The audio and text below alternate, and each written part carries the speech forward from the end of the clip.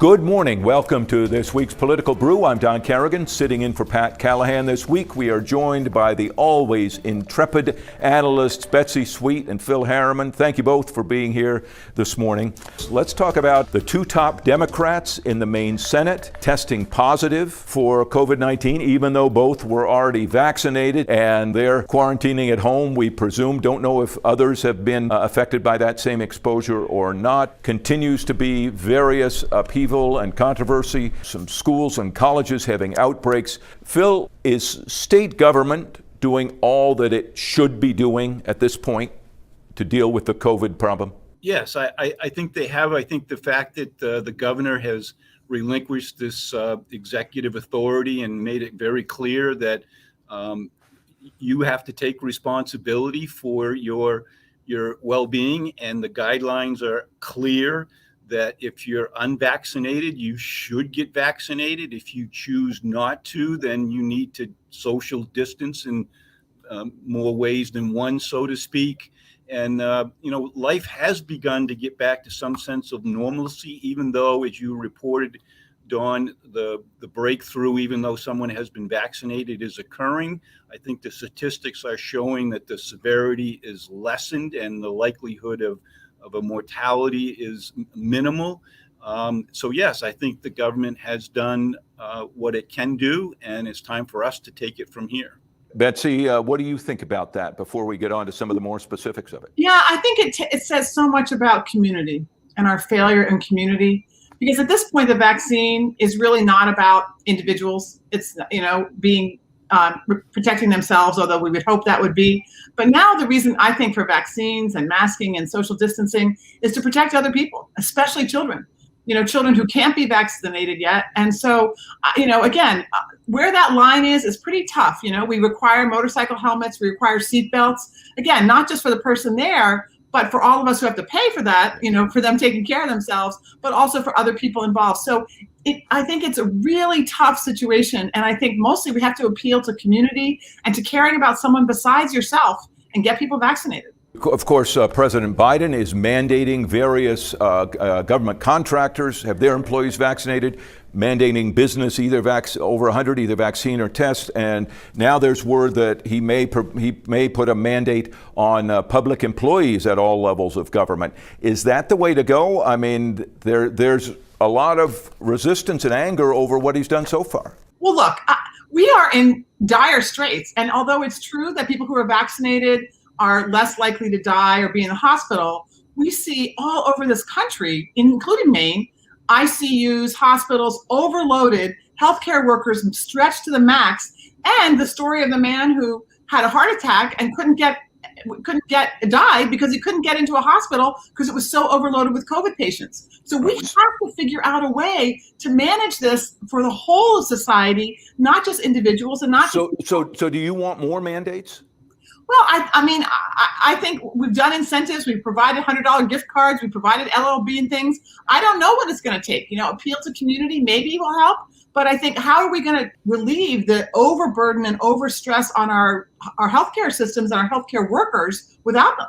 Phil, do you expect Governor Mills will issue any other mandates, or maybe because the president appears to be doing it, she won't need to? No, I don't. I think the governor has had a grip on our state for over a year and has released it. We now have a clearer understanding of what's important in terms of how we get vaccinated, social distancing, washing your hands, wear a mask. No, I don't see her reintroducing executive authority. And I have to ask a quick political campaign question related to that. With some of the opposition to the healthcare mandate, for example, that the governor put in and some earlier steps, how much of an impact is that going to have on the coming campaign for governor, Phil? Oh, I think there's no question about it that it will be a campaign issue, and it will probably fall along the lines of people who say, the government should be doing more. They're going to side with Governor Mills. And for people who feel that the government went too far or is too intrusive, are going to fall in the other direction. Well, we have an example of that in California, right? We just had the recall of Newsom, largely based on his handling of the pandemic, and he won in a landslide. So I think, the people who are against it are very vocal, but I think there's a lot of people who are saying, yeah, we are in a public health crisis, and in a public health crisis, we need our public institutions to help us. Let's move to another issue in Washington, where the U.S. House is moving to raise taxes on corporations, but so far not moving to raise taxes on individuals. Betsy, what do you think of that? I think it's immoral. I think that when we have two individuals in this country who are billionaires, who have more wealth than the bottom 50% of this country and are paying next to nothing in taxes, not only is it immoral in terms of what the need is, but also it makes the rest of us cynical. Why are you and I paying 30% of our income in taxes when the Jeff Bezoses of the world, who made enough money in this pandemic to pay for every single person who wants to go to college, eradicate child hunger, and still have more money than the rest of us, pay nothing? That's just wrong. And I don't know what the hesitation is. It is wildly popular in every poll. Over 75% believe that the people who are super wealthy should pay their fair share. I don't know what the problem is. Phil, do you know? Well, in a strange way, I think Betsy and I may be of similar destinations. I just see a different map, and that is that, corporations don't pay taxes. The people who buy their products are the ones that pay the taxes. So to me, let's get rid of this complicated tax code. Let's get everybody up and down the economic spectrum pay, quote unquote, their fair share. Let's have a flat tax and move on with taking care of the role of government and doing it in a way that works. Do away with corporate tax? Do a flat tax on all income, wherever it comes from. There we go. I would say good luck getting that through, right? Well, that's because Congress gets power by creating all these complicated loopholes. Yeah, and think of all the accountants. Maine, in the coming week, is going to make a decision on the usually dull topic of redistricting, drawing new district lines for congressional districts, Senate and House districts, even county commissioner districts, based on the most recent census. It's always a political process. Betsy, I'll start with you. Should the average Mainer care about this? Yeah, we should all care about it. And I think we do care about it because it has become a ridiculous political football. Gerrymandering in Maine and across the country is the way we do things. And all you have to do is pull up a map of current districts and see how they're they go down the middle of one street and another, and it's all about political parties trying to exert their influence. This should be a nonpartisan process. The bill that Senator Angus King is supporting in Congress right now about voting and about elections makes it a nonpartisan, non-political process. Take the numbers. Yes, the numbers move the lines up and down based on towns and counties, not on individual streets and mailboxes. Because what we've done is through gerrymandering, we've divided this country into little pockets and tribes of people that were a purely always safe Republican seat, always safe Democratic seat. And that's not democracy. That's just, trying to gain power. So we should care about it. It's a big deal and it's stupid. It is such a political football. But it's a political football this year, at least. Phil, on the congressional side, the first district, which has gained a lot of population over the last 10 years, is inevitably going to get geographically smaller. Second district going to get bigger. It looks like Waterville and the Waterville area is a big battleground. Do you think this really matters? Oh, it definitely matters. And to Betsy's point, the insiders, the politicians, and I went through redistricting when I had the honor of being in the Maine Senate, and I was amazed at the maneuvering that goes on behind closed doors of where lines are literally drawn on a map. And it ultimately, Dawn, ended up having to go to the Maine Supreme Court to decide particular state Senate districts around the Augusta area. At least it was in my time. So yeah, this is going to be a political football. The outcome is going to significantly influence the opportunity for one party or the other to have more comfort or less, as the case may be, in their ability to keep those seats. What do you think briefly about Betsy's idea? Make it a non-political process, solely have a computer run the numbers. Yeah, I think that the Americans and Mainers would welcome this opportunity to say we've taken all of the emotion and all of the strategy and all of the power grab out of the decision. here are the lines. They're easy to see. They don't cross over streets and meadows and boundaries.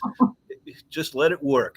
Well, just think about Waterville, right? So they've already decided that Augusta and a lot of the surrounding towns are going to be in the 2nd district. So we're going to carve out Waterville, which is north of Augusta, and keep that in the 1st district. And then we're going to put, I mean, to the average person who's not on the inside baseball of this, it just looks ludicrous. And again, I think it erodes trust in government. And it's all about, for the parties, it's about either retaining power and influence in one area or not wanting the other side to gain it. Right. Yeah.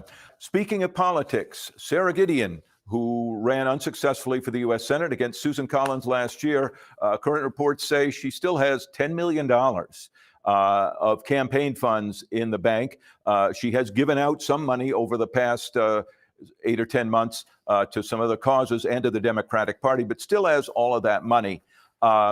Phil, do you believe, first of all, that that's right? And I mean, she's not breaking any law, not doing anything wrong, but do you believe that's right? And should the law be changed? Yeah, I think the law should be changed. We all talk about too much money in politics. And, in addition to the $10 million that Sarah already has in the bank, she picked up $500,000 of new revenue from selling and mining the data that she gathered from all of these donors around the country. I think it's time for us to say, hey, when your campaign is over, if you have money left over, here's where it goes. It either goes into a scholarship fund or a social service agency fund or into the checkbook of the state in which you live in, or maybe you give it back to your donors, but to keep this money and then use it to be a political influencer behind the scenes is what frustrates people.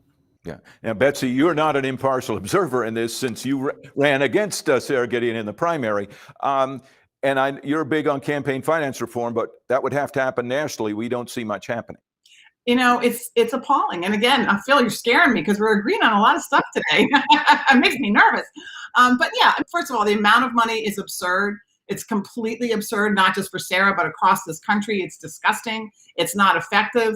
And I think that, when we see need in this state with children who are hungry, of people homeless, we have the homeless population and overdose population, for someone to sit on $10 million that was collected to try and make ostensibly to make the world a better place, make Maine a better place, to sit on that money, I think is really unconscionable. And in the bigger scheme of things, it's unconscionable the amount of money. Look at California, this stupid recall election. They just spent $250 million in a time when we're in a pandemic. Like, seriously, if we don't figure out how to do something about this, people are just going to stop participating in the political process. All right, let's go to winners and losers. Betsy, you first. Well, my winners are all the teachers and the principals and the staff at the schools who are working so incredibly hard to make sure that our kids are safe, that they can be taught, that they can get rid of the social isolation that so many experienced during the last wave of the pandemic. And they are just doing an unbelievable job. And it's so hard, I can't believe it. And the losers, to me, are related to money in politics, are the 3 Democrats and all of the Republicans who just voted nationally against any drug pricing reform. And if you look at the amount of money, just 2 of those people took $2.3 million from Big Pharma. All I have to do is connect the dots. Those are my losers. All right, Phil. My loser of the week is the Sarah Gideon campaign infrastructure that's still in place, as we just talked about. Picking up $500,000 of new revenue to influence elections that may not be here in Maine is the loser of the week, in my view. The winner is the students, the high school and college students who are now able to go back to school, are participating in their athletics. It's long overdue, and they're the winners. All right. Thank you both very much. A lot happening, and we'll be back next week with Political Brew, and be back in just a minute with more News Center Maine.